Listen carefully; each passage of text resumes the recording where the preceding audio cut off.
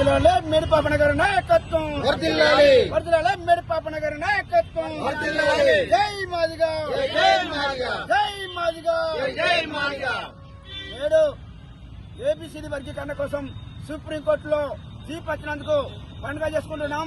ఈ పండుగ ఎందుకు చేసుకుంటాం అంటే ఈదుమూరులో 20 మంది యువకులతోటి ఈ ఎంఆర్పిఎస్ ఉద్యమము స్టార్ట్ అయింది. 1994 జూలై 7వ తారీఖున ఈదుమూరులో ఒక ఎంఆర్పిఎస్ 20 మంది యువకులతోటి ఈ ఉద్యమం స్టార్ట్ అయింది. ఆ 20 మంది యువకులతోటి అప్పటి నుంచి ఇప్పటిదాకా మొదలుకుంటే అప్పటి నుంచి గ్రామం నుండి, జిల్లా నుండి, మండలం నుండి రాష్ట్రం దాకా ఎదిగింది. ఈ ఎదిగిన నాయకత్వమే ఈ రోజు వర్గీకరణకు లక్ష్యం అని గుర్తు చేస్తున్నాం.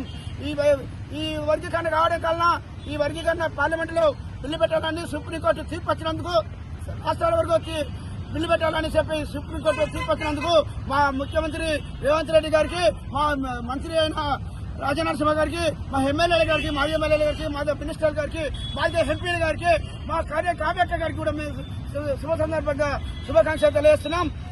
ఈ వర్గీకరణ పార్లమెంట్ లో అసెంబ్లీలో బిల్లు పెట్టాలని చెప్పేసి సుప్రీంకోర్టు తీర్పిచ్చినందుకు మేము కృతజ్ఞతలు తెలియజేస్తూ ముగించుకుంటున్నాం. నా పేరు మస్క సదామగా, నేను ఎంఆర్పిఎస్ రాష్ట్ర నాయకుని.